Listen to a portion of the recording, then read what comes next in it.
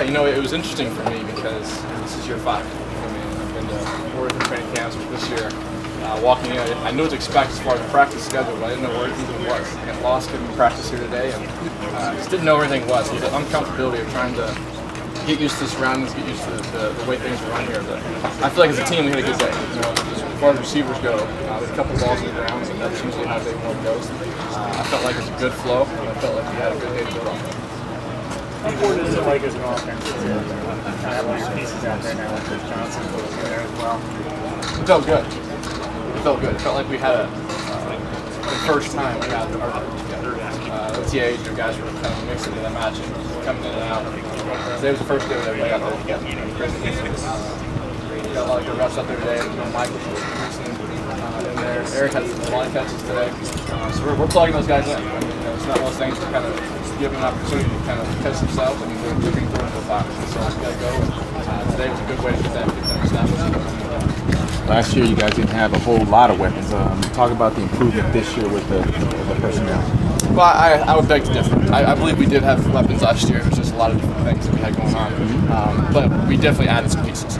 And last year going 8-8, a lot of talk this year was coming into this camp about playoffs. And so that's something that's our goal.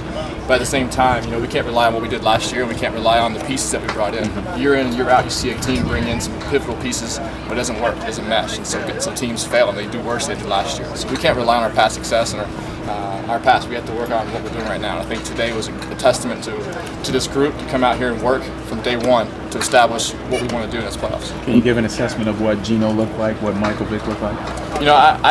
I think Gino looked better than I've ever seen him today. I mean, just walking in, just the small stuff. People that probably didn't see it as far as his throwing. The ball was on point, but just from the small stuff. He's walking in there, he's making audibles at the line of scrimmage, which even week 13, 14, he wasn't doing that. And just today, walking in, saw some defense from day one that Rex was throwing. Rex throws all this kind of crazy defenses, but Gino recognized them. Was putting us in a good position to be successful, and that's what we're looking for from him, and we're going to grow off of that. How about Mike? I think he looked good. I think today was just a day for him to kind of get his bearings, get comfortable with the offense, kind of get back into the rhythm, and get back into the flow of things. And I thought he made some great passes out there today. I'm excited at what he can do with his legs. You saw a couple times today where the pass didn't necessarily work out the way he wanted to, but he relied on his legs and was able to escape the pocket and make a negative play into a positive play. To have so many pieces added at key positions, what does that do for the competitiveness now that everybody's kind of fighting for some spots? Oh, it only makes us better. And that's the crazy thing about training camp is that you're trying to get guys established and get ready for the grind of a 17-week season.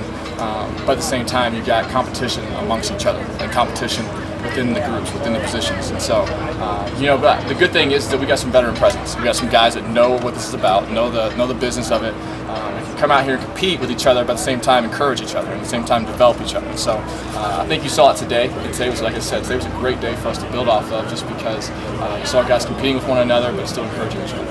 What would you say the biggest difference for Gino is from year 1 to year 2? Just knowing it's his team and knowing that he has what it takes, that confidence, and to know that last year he didn't really have a chance to worry about himself because he had different pieces coming in each and every single week. He had to learn new offenses, he had to learn the playbook, he had to learn adjustments.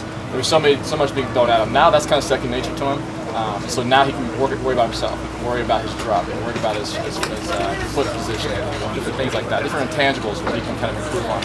And so and you're seeing that. You're seeing the small stuff of him really taking ownership over and developing and getting better. Person, can you take us through the difference between last year and this year? Last year, this time, you were an unfamiliar surrounding. Now here you are with a team joined in season. Just from a comfort standpoint, how will all of that take into account? Yeah, this is huge. You can't put value on how important training camp is because you get a chance to come out there in different situations and run routes and do plays and see things that work. Try things out, try things you wouldn't normally try out. If it works, and you apply that to your repertoire, and if not, then you kind of throw that out there.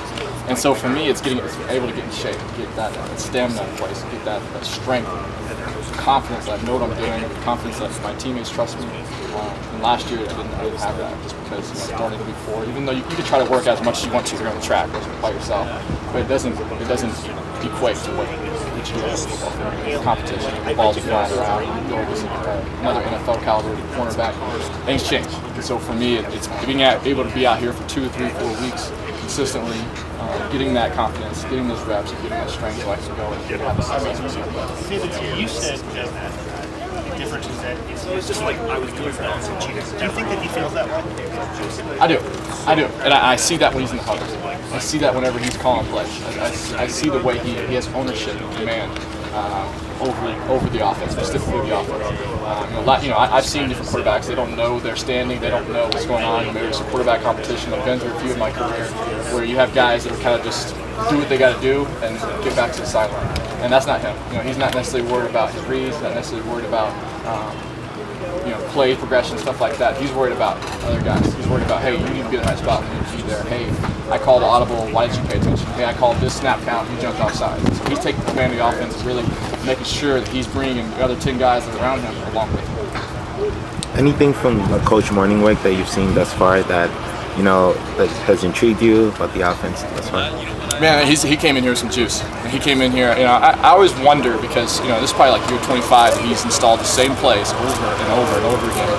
And so, I remember this morning we were installing plays and I was like, how many times has he installed that one play in his career? And we've installed it 4 times since OTAs.